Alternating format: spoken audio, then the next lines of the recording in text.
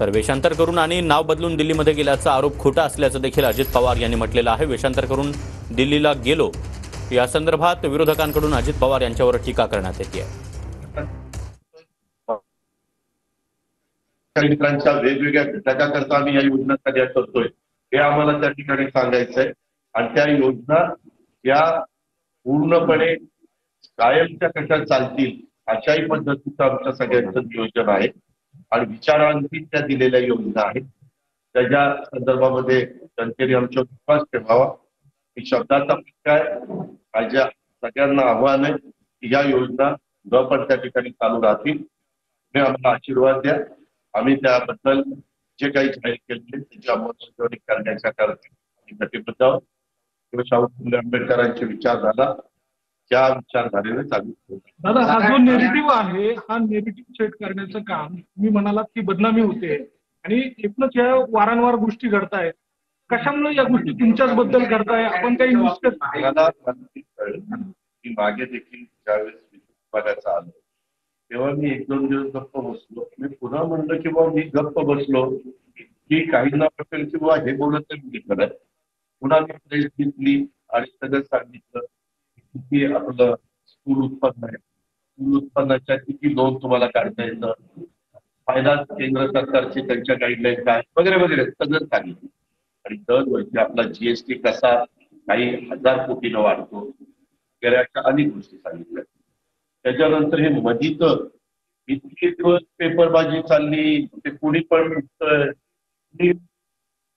ह्याच्याबद्दल बडबडतंय त्या सगळ्यांना मला सांगायचंय तुमचं तुम्ही मला ते अभिमान म्हणे 10 वेळा गेलो आणि अमक्याला भेटलो तमक्याला भेटलो। अरे मी लोकशाहीमध्ये काम करणारे कार्यकर्ता, मला जर कुठं जायचं म्हणलं तर मी तुकड मात्र नाही। मला लपून छपून राजकारण करण्याची सवय नाही। पत्रकार मित्रांनो तुम्ही पण जरी नाशिकमध्ये तुम्ही येत असलो तरी तुम्हाला माहिती आहे की बरं स्पष्ट असेल ते बोल। परंतु हे जे काही वेगळ्या प्रकारच्या बातम्या करून त्या बातम्या चालवायच्या आणि वृत्तपत्रामध्ये त्या आणायच्या आणि त्याच्यानंतर आमचे जे विरोधक आहेत ज्यांना आम्ही काम करतोय ते बघवत नाही, ज्यांना आम्ही चांगल्या योजना देतोय ते बघवत नाही, ते पूर्णपणे फेक नॅरेटिव्ह सेट करून कायम त्याच्यामध्ये वेगळ्या प्रकारचा प्रयत्न त्या ठिकाणी करतात। त्याच्यामुळे त्या मधल्या काळामध्ये ज्या काही बातम्या आल्या त्याच्यात एकाही बातमीत तसुबर देखील तथ्य नाही आणि ज्यावेळेस मला कुठं जायचं असेल त्यावेळेस मी उघडपणे जाईल। त्याच्यात काही कुणाला घाबरण्याचं काही माझं कारण नाही।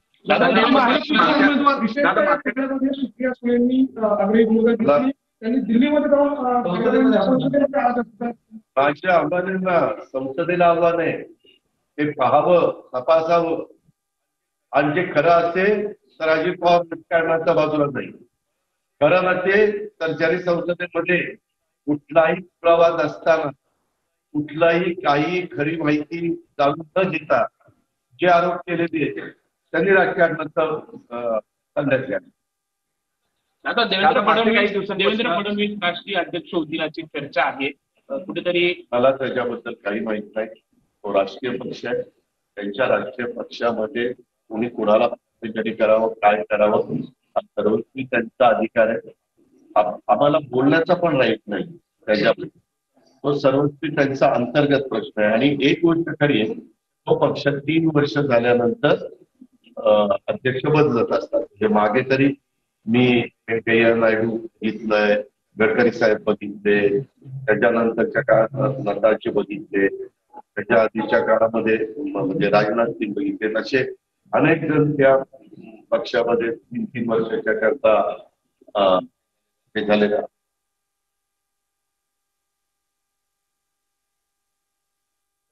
तर माझ्या विरोधातील आरोपामध्ये पुरावा नाही, वेषांतराचा आरोप सिद्ध झाला तर मी राजकारण सोडेन असं अजित पवार यांनी म्हटलेलं आहे। मला लपून छपून राजकारण करायची सवय नाही, जे काही करतो ते उघडपणे करतो असं देखील अजित पवार यांनी म्हटलंय।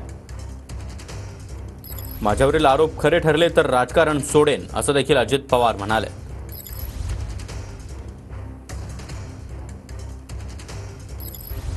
माझा कार्यक्रम ठरला